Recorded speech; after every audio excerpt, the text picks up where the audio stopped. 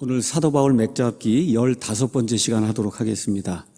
오늘은 제목을 사도 바울 우상과 음행의 도시 고린도에서 말씀을 선포하다, 이런 제목을 가지고 사도행전 18장 1절에서 17절에 나와 있는 말씀을 여러분에게 강의하도록 하겠습니다. 우리가 이제 지난 시간에 여러 지역에서 교회가 세워진 걸 이제 살펴봤습니다. 혹시 화면 괜찮으면 여기 한번 보여주시겠어요? 예. 화면 보이세요? 예. 자, 여러분 여기 가서 보시면 빌립보라고 하는 데가 나옵니다. 빌립보. 예, 빌립보가 유럽에서 처음 교회가 세워진 도시예요. 그 다음에 빌립보에서 그 다음에 이 사람들이 어디로 가냐 하면은 데살로니가로 갑니다. 데살로니가.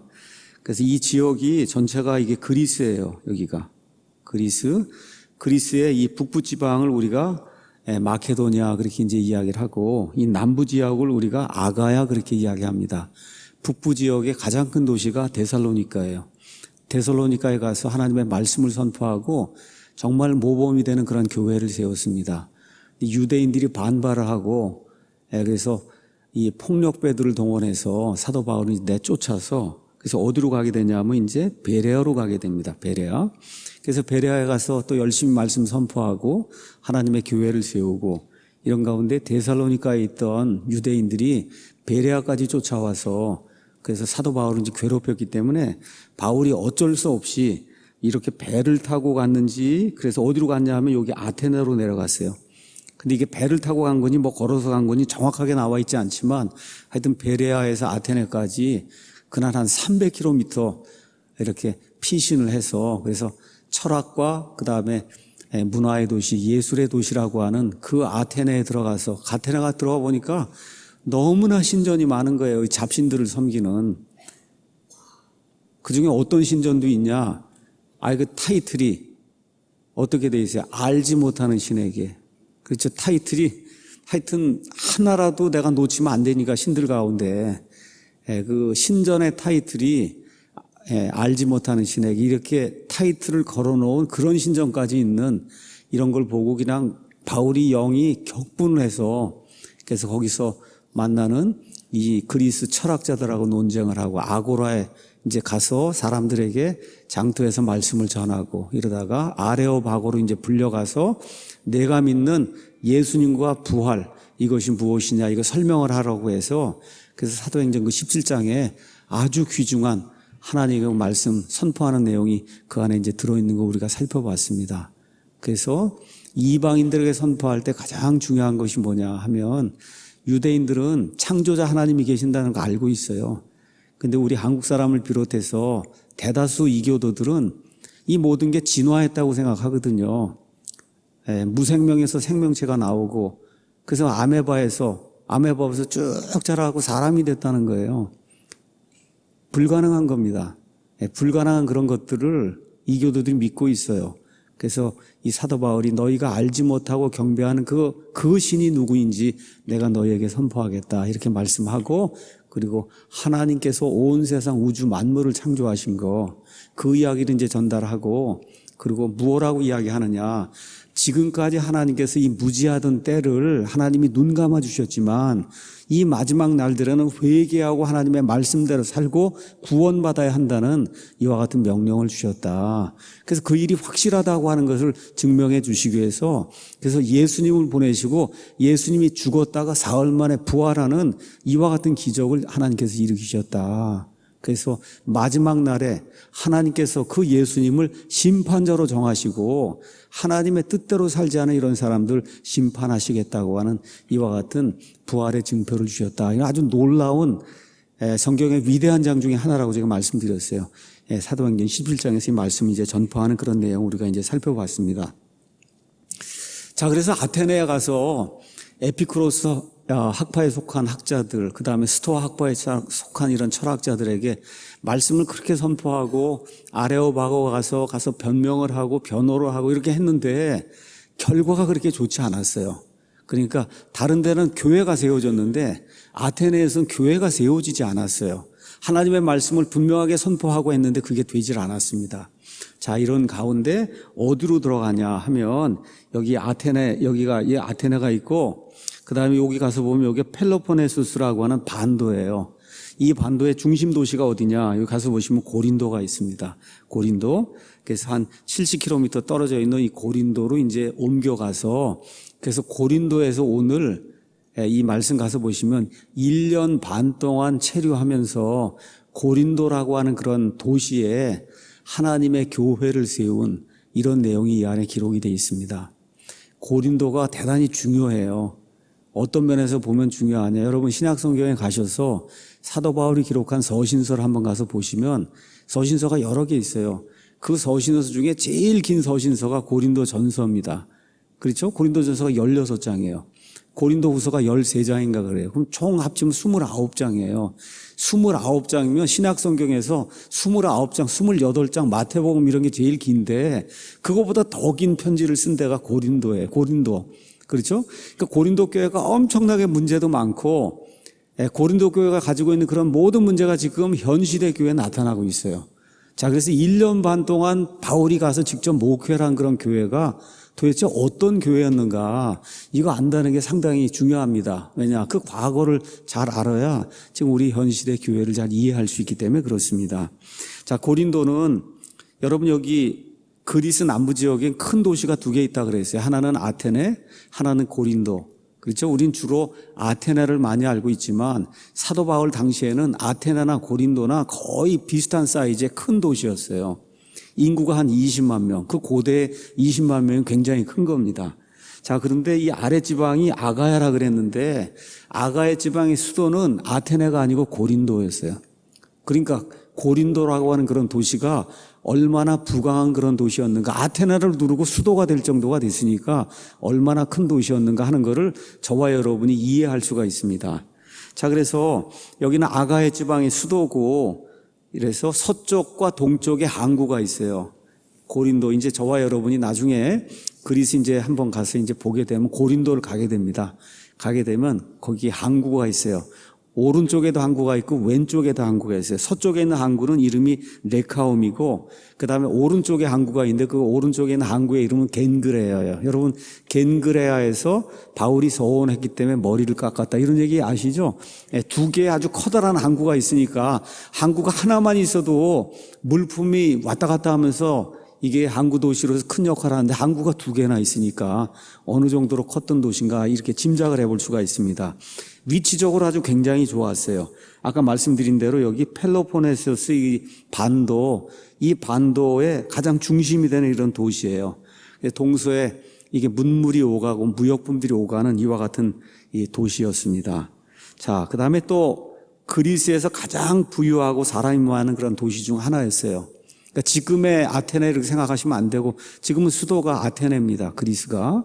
그런데 옛날에는 고린도가 어쩌면 아테네보다 더 큰 이와 같은 도시였다. 이렇게 이제 여러분이 생각하시면 됩니다.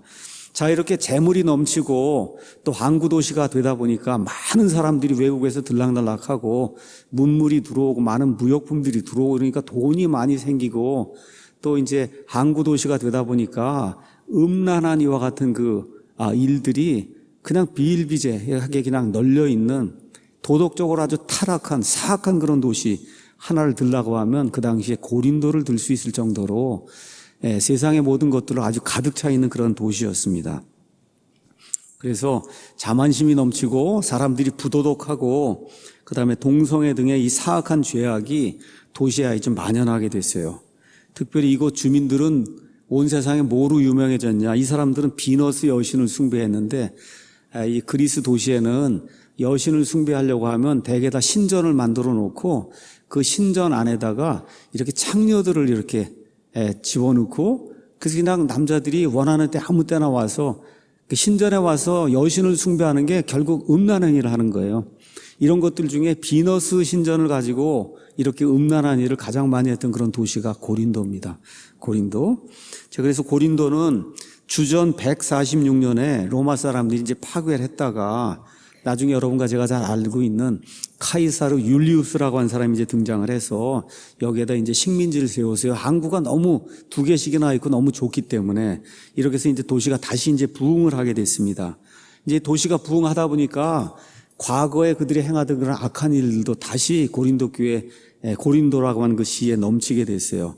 그래서 지금 바울이 그 세상, 그 그리스 로마 세상에서 어느 면에서 가장 사악하다고 할 수 있는 그 도시 고린도로 지금 들어가서 언제 들어갔냐?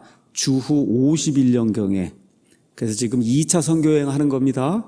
2차 선교여행은 빌립보, 그 다음에 데살로니가, 베레아, 그 다음에 아테네, 그러고 가서 고린도라고 하는 그 지역에 들어가서 교회를 세우는 그런 내용이 여기 사도행전 이제 18장에 이제 기록이 되어 있습니다. 자, 아까 말씀드린 또 고린도 인구가 20만 명인데 뭐로 유명했냐? 우상으로 유명하고 그 다음에 음행으로 유명했어요. 그래서 로마서 1장 18절에서 32절에 가서 보면 사도 바울이 살던 시대, 그 로마 시대 그리스 로마 문명하에 있던 이 세상 이교도들의 세상에 죄악이 어떤 것인가가 로마서 1장 18절에서 32절에 이렇게 요약이 되어 있습니다. 요약이 되어 있어요. 그 당시 사람들이 행하던 그 죄악의 목록이 쭉 나열이 되어 있는데 그 모든 목록에 있는 죄악들을 그냥 마음대로 행하던 그런 도시 중에 하나를 들어라 그러면 고린도를 들 수 있는 거예요. 자, 여러분 한번 생각을 해보세요. 사람의 마음이 심성이 좋고 마음밭이 좋은 데 가서 복음을 선포해도 참 이게 복음을 받아들이기가 어려운데 이 세상에서 사악하기로 가장 유명한 그런 지금 도시에 들어가서 거기 가서 지금 복음을 선포하려고 하니까 쉬웠겠어요? 어렵겠어요? 무지 어려웠을 거예요. 자, 이제 그런 내용이 이제 오늘 나오는 겁니다. 이러할 때 하나님께서 어떤 일을 하시는가, 이거를 우리가 성경을 통해서 한번 살펴보도록 하겠습니다. 아까 제가 말씀드린 대로 아테네에 들어가서 이 에피쿠로스 학파 철학자들, 그 다음에 스토아 학파 철학자들, 이런 사람들하고 막 논쟁을 벌이며 이 창조자 하나님이 계시다고 하는 거, 그 다음에 하나님이 사람의 몸을 입고 이 땅에 오신 그 예수님, 그 예수님을 통해서만 구원받을 수 있다.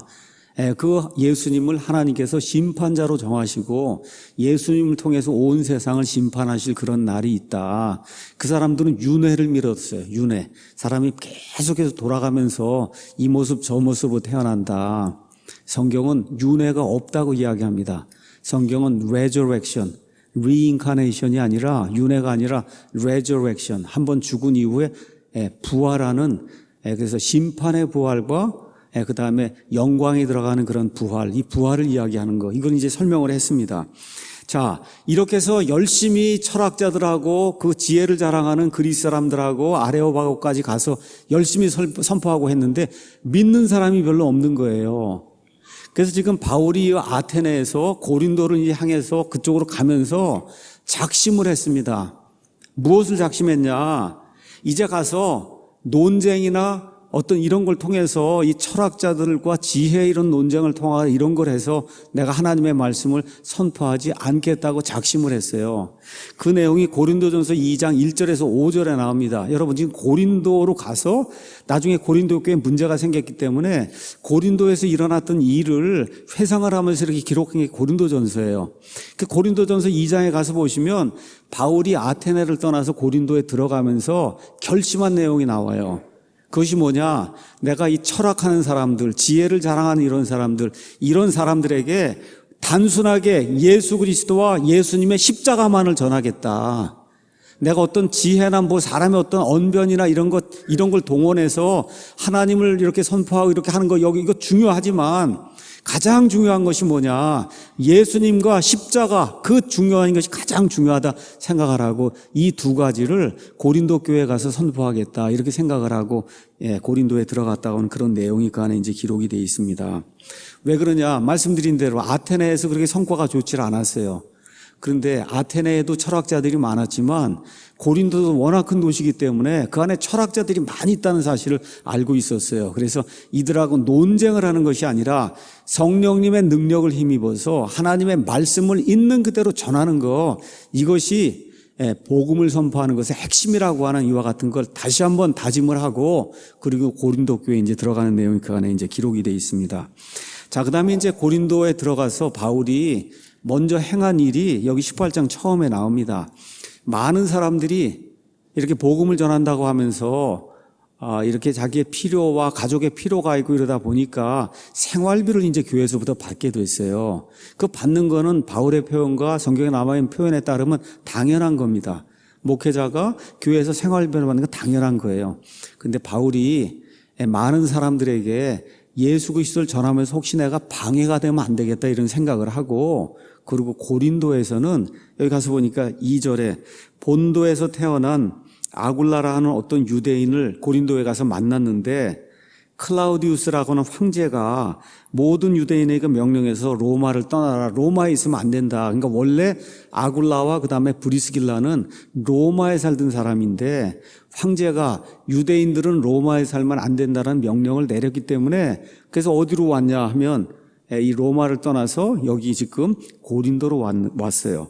자, 근데 여기 가서 보니까 뭐라고 기록이 되어 있냐? 그가 자기 아내 브리스길라와 함께 최근에 이탈리아에서 이제 왔는데, 그가 바울이 그들에게로 가서 생업이 같으므로 그들과 함께 머물며 일하니라. 아마 그러니까 어떤 한 집을 쓰든지 뭐 이렇게 하면서 같이 일을 했는데, 그들은 그들의 직업으로 보면 천막을 만드는 그런 사람이었다. 그래서 바울이 고린도에 들어가면서 작심한 것 중에 또 하나가 뭐냐?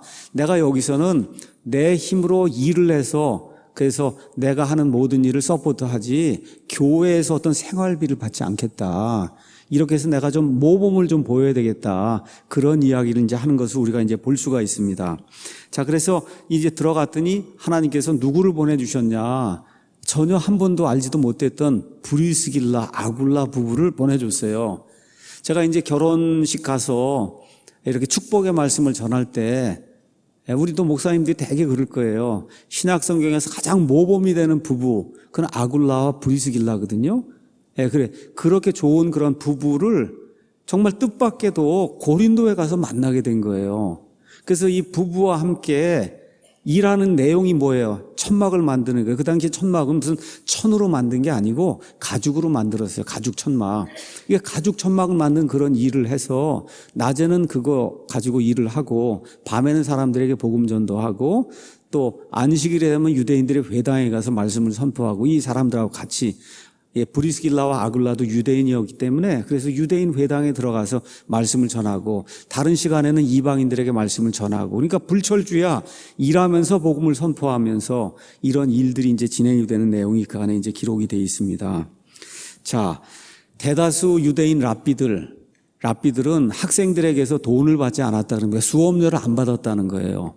그래서 제가 이거 사도 바울 맥잡기 처음에 시작을 하면서 바울의 아버지가 바울을 교육을 그런 식으로 시켰을 거다. 바울의 고향이 어디라 그랬습니까? 여러분 다소라 그랬죠? 다소, 여기 이제 가서 보시면 터키 지방에 다소라고 하는 그 지방이 있는데 굉장히 큰 도시였어요. 그래서 아버지의 직업을 아들이 이어받는 게 보통 그 당시에 평범한 일이었기 때문에 아마도 사도 바울의 아버지 역시 천막을 만드는 그런 사람이었을 거다.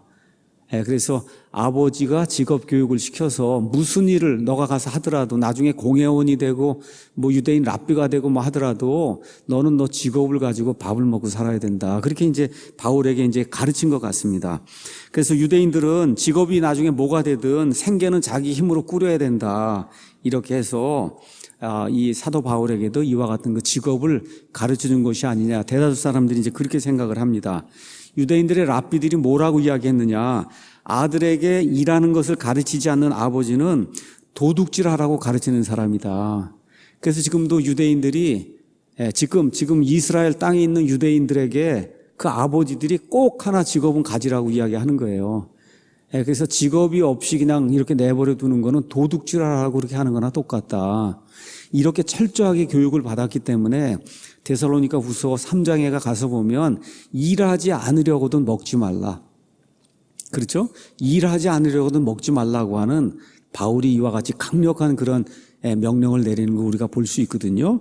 자, 그래서 원래 고린도전서 9장에 나와 있는 것처럼 하나님의 일을 전적으로 하는 사람은 교회가 서포트를 해야 돼. 그와 그의 가정을. 그거 하는 게 너무 당연한 거라고 성경이 이야기하지만 바울 같은 경우 지금 들어가서 고린도라고 하는 이런 우상숭배 도시에서 하나님의 그들을 가르치려고 할 때 조금이라도 내가 하나님 사역에 방해가 되는 그런 일을 하면 안 되겠다. 마음에 작정을 하고 나는 교회나 아니면 교회 성도들에게서 이런 생활비를 받지 않겠다 하고 직접 천막을 만드는 그런 일을 하면서 그래서 복음 선포하는 그런 내용이 이제 그 안에 기록이 되어 있습니다.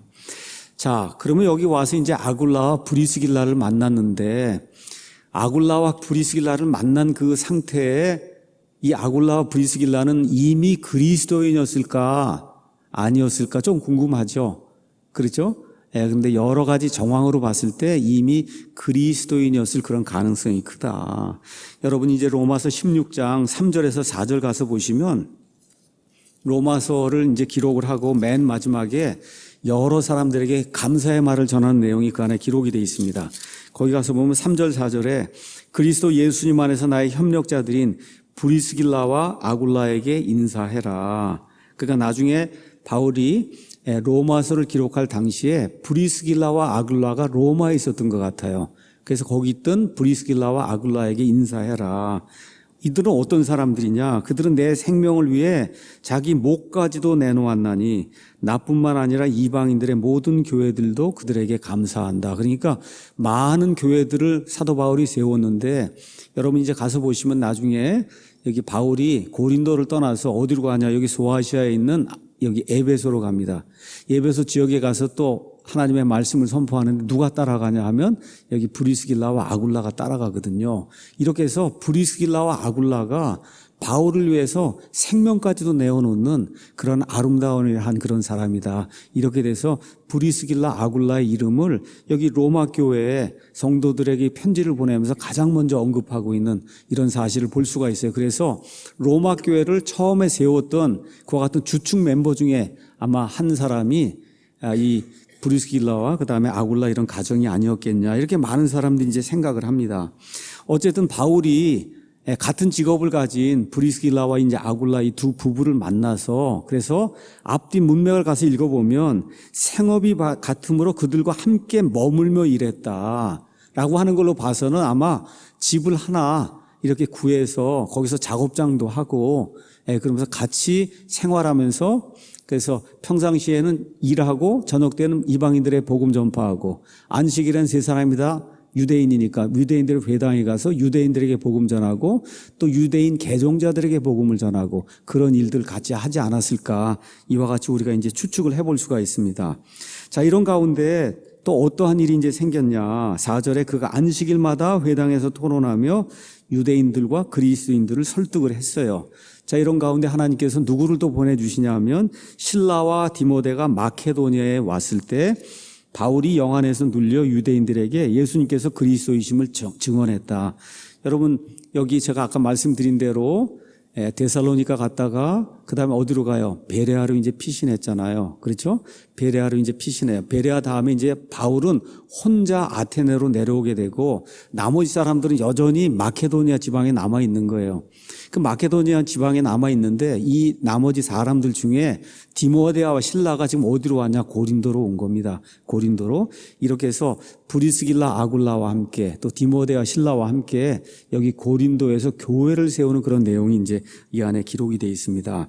그래서 고린도후서 11장 9절을 가서 보면은 어떤 내용이 있느냐. 이 디모데와 실라가 이제 오게 됐을 때 마케도니아 지방에 있는 교회들이 사도 바울의 사역을 위해서 헌금을 모아갖고 이렇게 가져다 준 그런 기록이 있어요. 그러니까 아마 이런 것들로 보고 또 바울이 거기서 1년 반 동안 고린도에 머물면서 목회 사역을 했다는 걸 보면은 어쩌면은 그 이후에는 바울이 많은 시간을 할애해서 뭐 장막 만드는 일 계속 했겠지만 많은 시간을 할애해서 그래서 복음 선포하는 그런 일을 했을 걸로 우리가 이제 추측을 해볼 수가 있습니다. 자, 그래서 이런 것들을 이제 보면서 우리 교회가 사도행전 이런 공부를 하면서 좀 배우고 느껴야 될 것이 뭔가 좀 종합정리를 잠깐 해보겠습니다. 여러분, 고린도 교회를 누가 세웠냐? 한마디로 얘기하면 바울이 세운 거예요. 맞습니다. 그런데 바울이 혼자 세웠냐? 아니에요. 그렇죠? 세운 건 바울이 세웠다고 이야기할 수가 있어요. 그 안에 들어가서 모든 일을 개척을 하고 시작을 하고 사람들 설득하러 돌아다니고 한 건 맞습니다. 그런데 브리스길라와 아굴라, 그 다음에 디모데와 실라. 근데 디모데와 실라가 그냥 온 게 아니라 저 위에 마케도니아 지방 사람들이 헌금을 걷어서 가져다 줬는데 마케도니아 지방 사람들이 부유하지 않았다 그랬어요. 삶이 굉장히 가난했다 그랬어요. 그럼에도 불구하고 하나님의 일을 진척시키기 위해서 헌금을 모아서 그래서 그 헌금을 여기 사도 바울에게 가져다 줬거든요. 이런 모든 것들이 합력을 해서 이렇게 해서 고린도의 교회가 세워진 거라는 거죠. 그러니까 우리 사랑침례교회도 마찬가지예요. 목사가 어찌됐든 대표가 돼서 나가서 말씀을 선포하고 여러 가지 일들을 하고 미디어 선교를 하고 이렇게 이제 해요. 근데 목사 혼자 하는 게 아니다. 목사 혼자 하는 게 아니라고 제가 말씀드렸어요. 그래서 주일 아침에는 어떤 경우에 제가 그렇게 얘기했죠. 교회에 와서 같이 예배 드리는 것만으로도 목사에게 커다란 힘이 된다. 그렇죠. 이게 같이 하는 게 그렇죠. 목사 혼자 하는 게 아니라 같이 함께 한다는 거, 이 공간에서 같이 모여서 기도하고, 그렇죠. 같이 헌금도 나누고, 같이 교제하고, 같이 하나님의 말씀도 나누고, 이렇게 같이 한다는 것 자체가 그것이 교회를 세우는 유일한 방법이라는 거, 이런 걸 기억을 하시고, 이제 이 목사도 이제 어느 정도 하다 보면 이제 은퇴하게 됩니다. 저 이후에 또 다른 사람이 이제 여기 와서 이제 목회를 하게 될 거예요.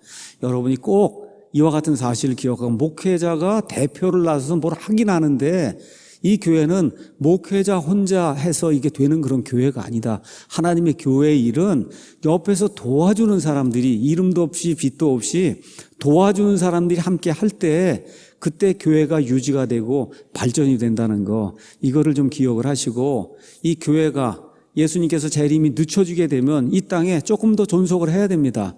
그 사랑침례에게 존속을 해서 하나님의 말씀을 있는 그대로 전달해서 바이블 빌리버들을 많이 만들어야 되는 거거든요. 여러분, 사람의 전통을 가르치는 거 아닙니다. 어느 교단이 가르치는 교리를 가르치는 게 아니에요. 이 성경이 무엇라고 이야기하는가 그걸 그대로 가르치는 거.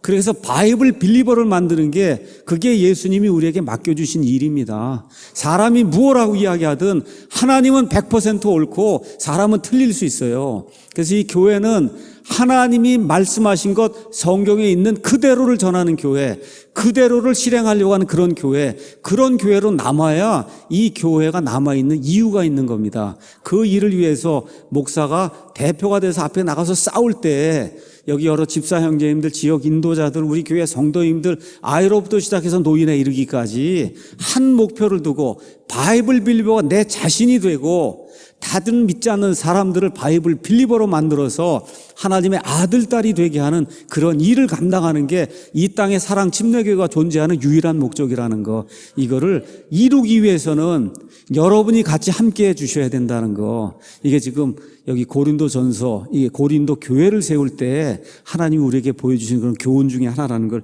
잊지 않으면 좋겠습니다. 자, 이렇게 해서 이제 하나님의 말씀을 선포했는데 어떤 일이 생기냐? 하나님의 것이 흥왕하려고 하면 그러면 꼭 마귀가 등장을 해서 무너뜨리려고 하는 반대 시도가 이루어져요. 여기 지금 마귀가 공격하는 것을 지금 지혜롭게 막는 내용이 이 안에 이제 기록이 돼 있는 겁니다. 그래서 오늘 그 얘기를 좀 하도록 하겠어요. 그래서 고린도전서 16장 9절에 가서 보니까 바울이 고린도전서를 기록하면서 맨 마지막에 이렇게 이야기하고 있어요. 크고 효력 있는 문이 내게 열려 있고 대적들도 많다. 그러니까 고린도에 들어갔는데 그냥 우상 숭배자들, 그렇죠, 음란한 사람들, 동성연애하는 사람들 뭐 해갖고 도시가 그냥 난잡한 겁니다. 근데 오히려 죄 많은 곳에 은혜가 넘친다고, 가서 보니까 복음 선포해서 구원할 사람이 너무 많은 거예요. 그렇게 해갖고 마귀의 영역에 속했던 사람들 하나님의 왕국으로 끄집어내니까, 여기 뭐라고, 대적들도 많다는 거예요. 대적들도 많다. 지금 바울이 자기의 경험을 지금 이야기하고 있는 겁니다. 그래서 이 데살로니가 그다음에 베레아 이런 데서 이 유대인들이 불량배들을 선동해갖고 이 바울을 내쫓았잖아요. 지금 여기 똑같은 일이 생긴 거예요, 여기에. 이렇게 해서 가서 보니 유대인들에게 예수님께서 그리스도이심을 선포하며 그들이 스스로 반대하고 신성모독 하는 거예요. 신성모독. 그래서 그가 옷을 털며 그들에게 이르되 너희 피가 너희 머리로 돌아갈 것이요 나는 깨끗하니 이제부터는 내가 이방인들에로 가리라 이제 하니라. 자, 이렇게 되면서 데살로니가 그다음에 베레아에서 일어났던 일이 그대로 반복이 된 겁니다. 반복의 내용이 뭐예요? 믿지 않는 유대인들이 격분해갖고 그래서 하나님의 말씀을 선포하는 바울을 내쫓고 어떤 경우에 죽이려고 하는 이런 시도를 했다는 거예요. 자, 그런데 차이가 하나가 있습니다. 데살로니가하고 베레아에서 유대인들이 격분했어요. 그래서 어떻게 바울이 어느 면에서 겁이 나기도 하고 힘들기도 하고 그렇죠? 거기 있을 수가 없는 상황이 돼서 어떻게 됐어요? 그 도시를 떠났잖아요. 근데 고린도에서는 어떻게 해요? 1년 6개월을 거하는 거예요.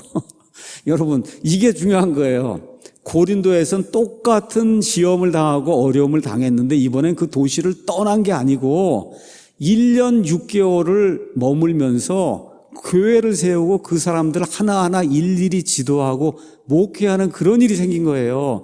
그 일이 왜 생겼느냐? 우리 사랑침례교회가 교회로 존속하고 지속이 되려고 하면 바로 이 일이 있어야 되기 때문에 자꾸 떠나면 되겠어요? 문 닫고 떠나면 되겠어요? 안 되잖아요. 그래서 그 내용이 여기 나와 있기 때문에 저와 여러분이 그걸 배우려고 하는 겁니다.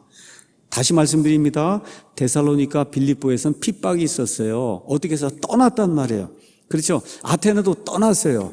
근데 고린도 교회에서는 오히려 핍박이게 될 때 1년 반을 견디면서 버티면서 거기서 교회를 강건하게 하고 많은 사람들에게 말씀을 전하는 일이 왜 생겼느냐. 여기 그 내용이 있으니까 우리가 그걸 보고 배우자는 겁니다.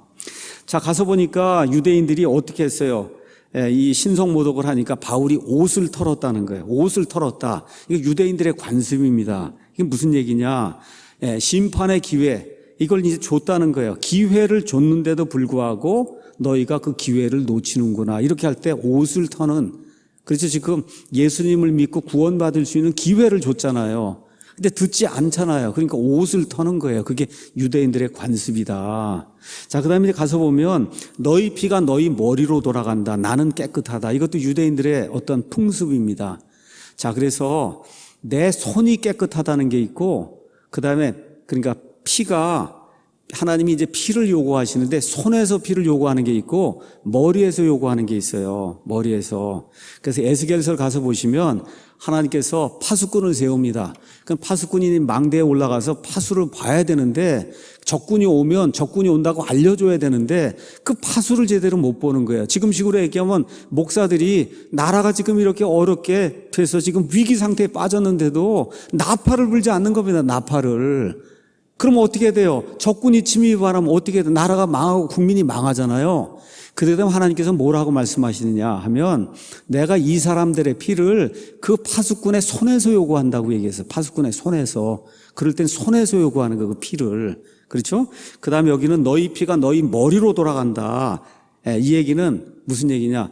나는 무죄하다. 그 얘기하고 너희가 나중에 하나님 앞에 서서 심판받고 지옥으로 들어갈 수밖에 없는데 그 일에 대해서 나는 무죄하다. 이렇게 얘기할 때 너희 피가 너희 머리로 돌아간다. 이와 같은 표현을 구약시대 이 유대인들이 사용했던 겁니다. 자, 이런 것들 이제 기억을 하면서 바울이 이제 사도행전 20장에 가서 보면 나는 내 손이 깨끗하다. 이 손 깨끗한 게 물로 씻었다는 게 아닙니다. 무슨 얘기를 하는 거냐. 하나님이 나를 통해서 이 세상 모든 사람들에게 선포하라고 하시는 그 하나님의 모든 계획을 하나도 빠지지 않고 다 가르쳐 줬다는 거예요. 그래서 나는 손이 깨끗하다 그렇게 이야기합니다. 목사가 이 자리에 서면 하나님의 토탈 트루스를 가르쳐야 되는 거예요. 하나님의 트루스가 100개가 있으면 100개를 다 가르쳐야지 내가 좋아하는 거 5개만 가르치면 안 된다는 거예요. 그러면 손이 깨끗하지 않은 거예요. 이걸 가르치지 않아서 성도들 가운데 어떤 사람들이 악에 빠지고 잘못된 일을 하게 되면 내 손이 깨끗하지 않다는 겁니다. 그래서 목사는 창세기부터 요한계시록까지 하나님이 선포하라고 하나님의 모든 계획을 있는 그대로 100가지면 100가지를 다 선포해서 성도들이 깨달아 알 수 있도록 만들어주는 그런 역할을 하는 사람이 목사다. 그래서 바울이 에베소 교회 성도들에게 내 손이 깨끗하다. 하나님이 나보고 하라고 말씀하신 것은 하나도 가감하지 않고 처음부터 끝까지 너에게 다 얘기해 줬다. 이런 교회를 저와 여러분이 해야 되는 겁니다. 한국에 이런 교회가 넘쳐나야 이 나라가 흥왕할 수 있는 거예요. 목사가 진실을 가르쳐야 되는 겁니다. 어떤 진실을? 처음부터 끝까지 성경이 이야기하는 진실, 국가가 어떨 땐 망하고 어떨 땐 흥한다고 하는 이 성경에 나와 있는 진실까지도 다 가르쳐야 그래야 내 손이 깨끗한 거예요. 하나님 앞에서. 그래서 이런 것을 할 수 있는 그런 교회가 대한민국에 넘쳐나기를 예수님의 이름으로 축원합니다. 자, 이렇게 해서 하나님께서 브리스길라와 아굴라를 보내주시고 그 다음에 디모데와 실라를 보내주시고 여러 사람들이 보내줬는데 그 가운데 또 한 사람을 또 보내주세요. 그 사람이 누구냐? 7절에 나오는 유스도라고 하는 사람이에요. 유스도. 자, 이렇게 해서 유대인들이 이제 회당에 들어오지 못하게 만들었잖아요. 그렇죠? 근데 어떤 작전을 폈냐? 회당 바로 옆에, 바싹 옆에 누가 살고 있으면 유스도라고 하는 이방인이 살고 있는데 이 사람의 이제 집으로 들어가서 거기서 이제 사역을 시작한 거예요. 회당에 이제 못 들어가는 겁니다. 유대인들이 반대라니까. 그러니까 어떻게 작전을 세웠어요? 회당 바싹 붙어 있는 유스도라고 하는 그런 이방인이 있는데 그 집에 들어가서 그래서 하나님의 말씀을 이제 선포하기 시작한 거예요. 자, 미국 사람들은 대개 이름이 2개나 3개입니다. 이름이. 그래서 뭐 존, 킴 뭐 이렇게 돼 있고 이게 존 우리가 보통 first name, last name 있잖아요. 미국 사람이나 영국 사람은 이름이 middle name 돼 있어요. 3개예요. 그래서 여기 나와 있는 유스도는 이름을 2개로 이야기하면 그러면 디도 유스도 이름을 3개 미들 네임까지 다 포함을 하면 그러면 가이오 디도 유스도 이렇게 되는 사람이에요. 그러니까 어디에는 이름이 가이오로 표현이 돼 있고 어디에는 유스도로 표현이 돼 있고 그렇습니다. 그래서 여기 나온 이 디도라고 한 사람이 로마서 16장 23절에 가서 보면 가이오라는 사람으로 나와요. 그 가이오가 이 유스도와 똑같은 그런 인물이 아니겠느냐. 이렇게 이제 우리가 생각해 볼 수가 있습니다.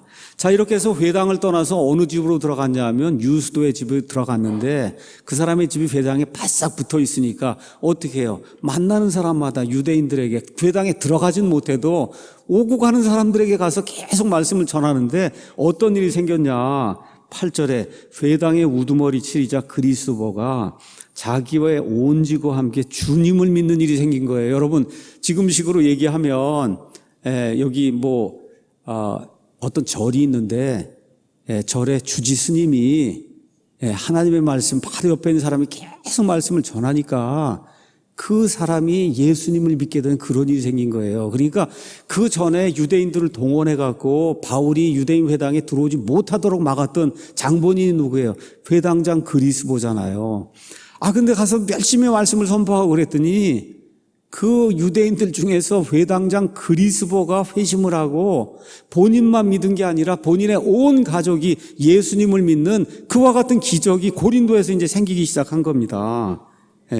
자, 그렇게 해서 계속해서 유대인들 만나고 유대인 개동자들 만나는 가운데 성경에 가서 보면 특히 사도행전에 가서 보면 온 가족이 구원받은 그런 사례가 많이 나와요. 사도행전 10장에 가면 고넬료만 구원받은 게 아니라 그의 온 가족이 구원받습니다.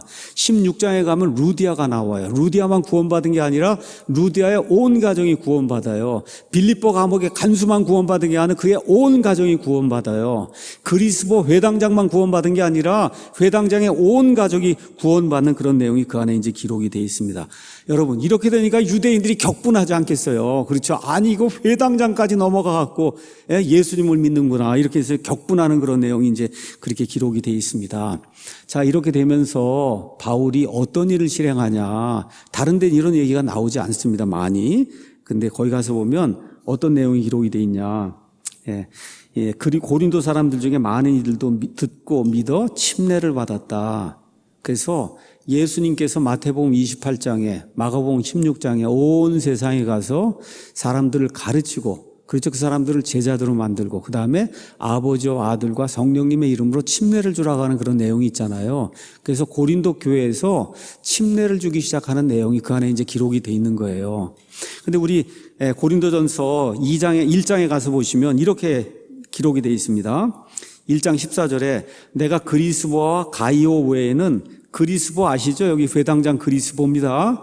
가이오 아시죠? 가이오가 누구라고요? 이름이 유스도. 바로 옆에 붙어 있는 이 두 사람은 직접 내가 침례를 줬다는 거예요. 그렇죠? 아무에게도 내가 침례를 주지 않은 것 하나님께 감사한다. 왜냐? 나는 원래 침례를 주려고 하나님이 나를 보낸 게 아니라 복음을 선포하라고 보냈기 때문에 내 1차적인 목적은 복음 선포하는 거다. 자, 그 다음에 또 뭐라고 얘기하냐. 15절에 이것은 아무도 내가 내 이름으로 침례를 주었다고 말하지 못하게 하려 함이라. 이게 무슨 얘기냐. 많은 사람들이 유명한 사람에게 침례를 받았다는 걸 자랑하는 일이 있었다는 거예요. 미국에도 마찬가지예요. 제가 이렇게 성경을 번역하고 하다 보니 또 많은 분들이 저한테 와서 여기 성경 앞부분에 좀 서명을 해달라고, 사인을 해달라고 갖다 해요. 그래서 저는 절대 안 합니다. 예, 이것은 왜 그러냐, 이건 제가 번역을 하고 했지만 이 성경에 제 이름이 있으면 되겠어요, 이게. 그렇죠? 그러니까 바울이 유명하게 사도의 일을 하고 이렇게 하다 보니까 사람들 가운데 바울에게 그래도 내가 침례를 받았다, 그 말을 하고 싶은 사람이 있는 거예요. 그러니까 어떻게 바울이 자제한 거예요. 자제한 거예요. 그래서 누가 되게 침례를 줬냐?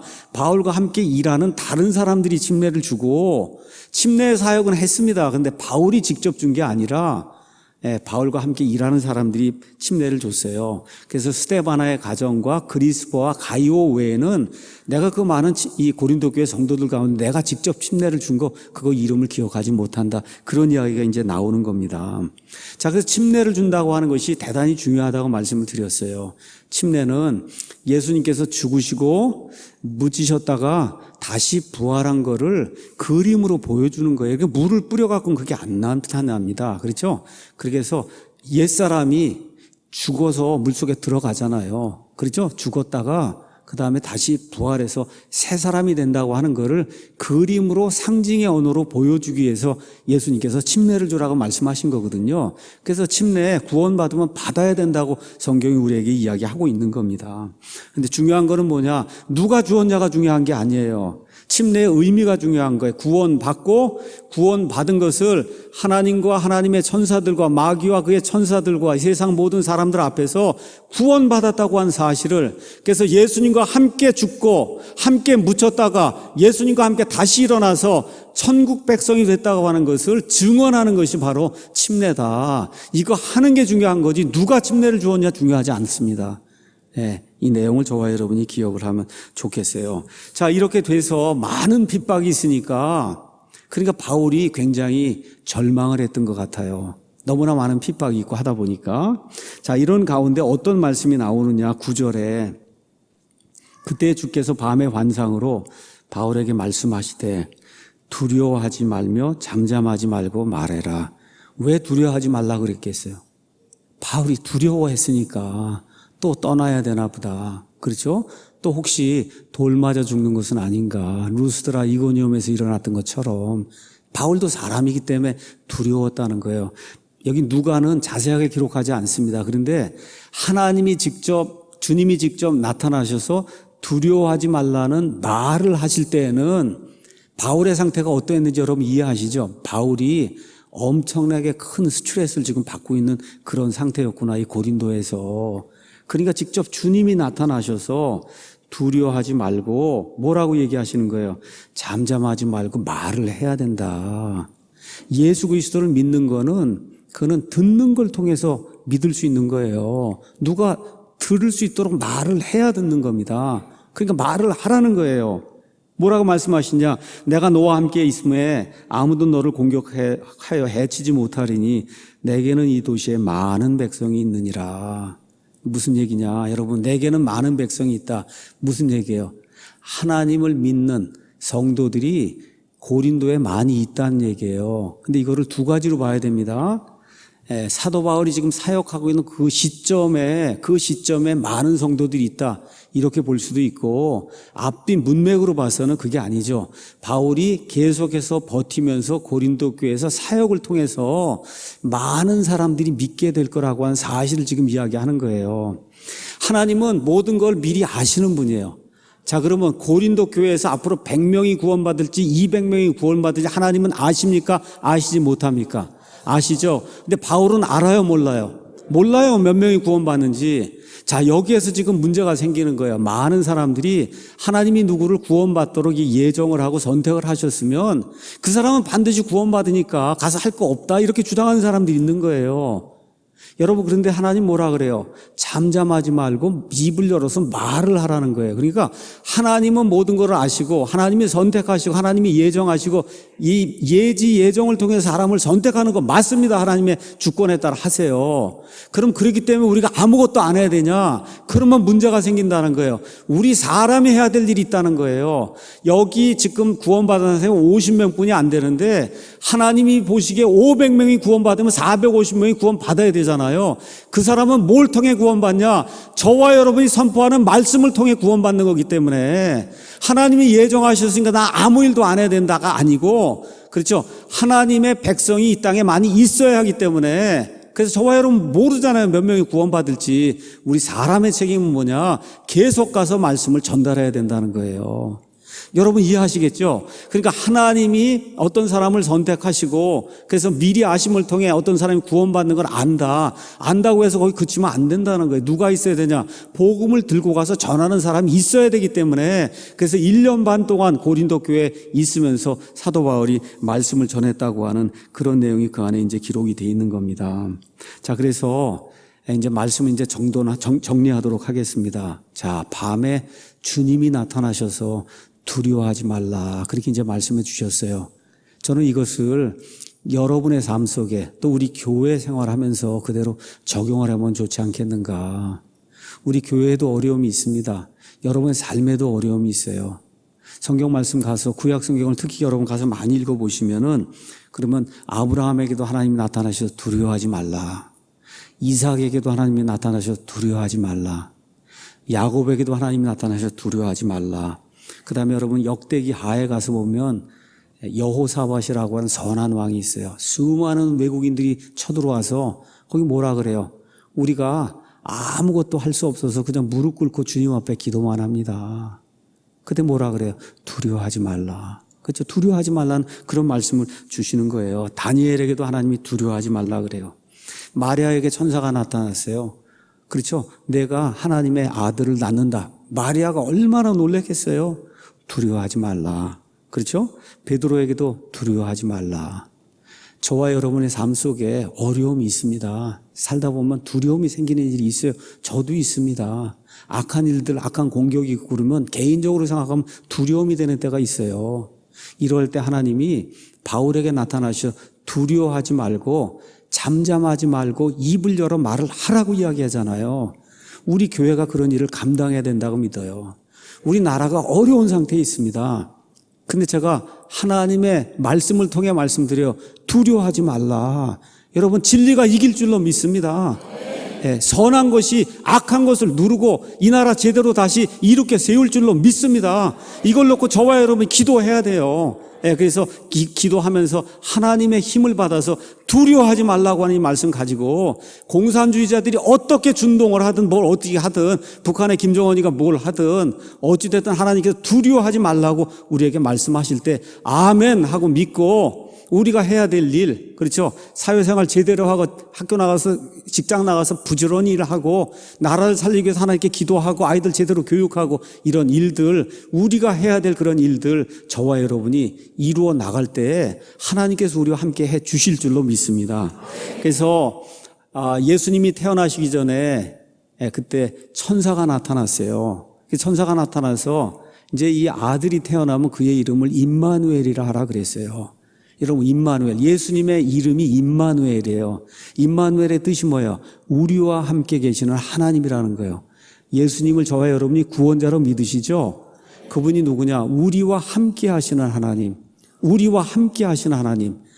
개인의 고통 속에서도 나라의 위기 속에서도 우리와 함께 계시는 하나님이 바로 우리 예수님이십니다. 그래서 이거를 기억하시고 어려움 당하시면 여러분 이사야서 말씀을 좀 가서 읽으셔야 됩니다. 이사야서 이런 내용의 말씀을 좀 읽으시면서 그래서 위로 이사야서 우리 하나 읽어볼까요? 이사야서 41장 읽고 마치겠습니다.